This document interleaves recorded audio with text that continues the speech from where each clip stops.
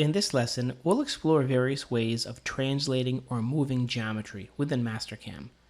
To start, we're going to use a different sample file to explore the disassemble function.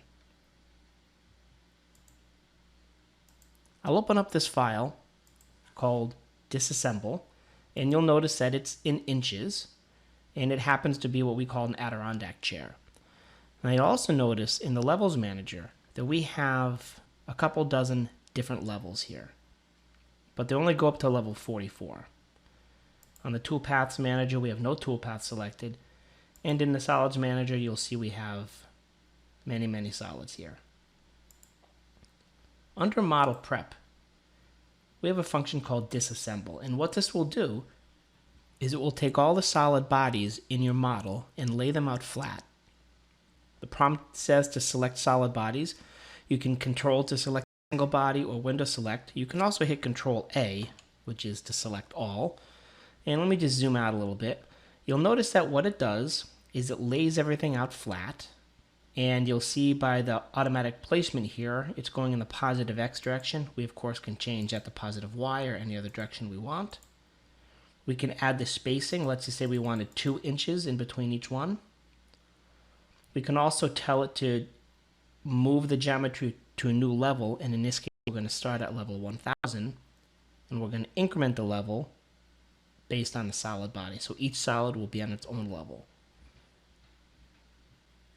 When I'm done, I'll click OK. And you'll see now that the various solid parts are laid out flat. And if we go to the Levels Manager, starting at level 1000, we see our first level with the geometry in it, and then from there incrementing up to level 26. You'll also notice that the Solids Disassemble function actually lays them out in a reasonable orientation with the larger surface area on the bottom. So if we spin this part around, you'll see that the bottom is flat. All of these bottoms are as flat as possible. The top pieces are the ones that have the features in them, because obviously we'd be machining these features from the top. So that's how Solids Disassemble work. Let's go back to our original file we were using.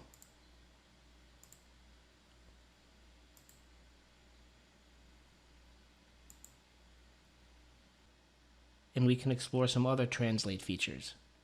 On the Transform tab within Mastercam, you'll see that we have many options under the Position group, including Dynamic, Translate, Rotate, and Project. Let's take a look at Dynamic, but before we do that, I'm going to turn on level 10 as a visible level, because it'll be easier to move this chain guard if we can see it in relation to another item. So I'm going to select on Dynamic, and the first thing it wants to know is which entities to move. So I'm going to select this solid, and then hit End Selection. Now you'll notice I can place my gnomon anywhere, and the prompt here says pick gnomon origin position. I have a 2-dimensional gnomon, which means I can move it in X and in Y, not in Z. And the reason is because my construction mode is set to 2D. I'm going to temporarily make it to 3D, but in the end of this lesson, we're not going to save this file because we're moving this just as a few examples. So now that my gnomon is set to 3D, I can place my gnomon anywhere. For example, right in the center of the circle. So now that my gnomon is placed here, I can move the gnomon along the Z-axis, along the Y-axis, and along the X-axis. I can also rotate it about any of these.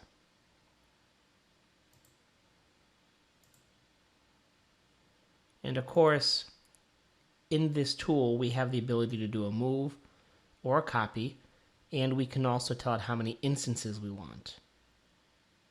I'm going to hit cancel again and go back into the dynamic transform function. I'll select the part I want to move, and I'm going to place the gnomon. Now let's just say, for example, that we want to line up this hole with this hole.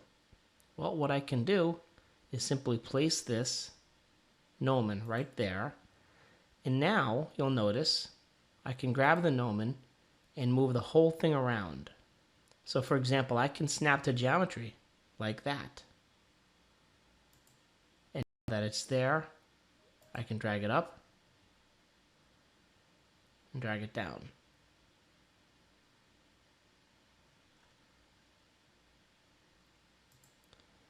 Now let's say that once it's located here, I want to move this down so it's flush with this face here.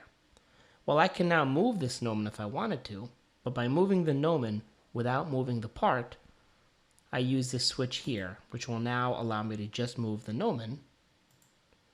I'm going to move the gnomon right to one of the bottom points here. Now I'm done moving the gnomon. I'll go back to moving geometry. And here's where it's very useful because I can select the Z-axis here. And even though I can slide off of the part, I can snap to geometry. And notice what it does here. It snaps right to the Z location that I picked. And then we click OK.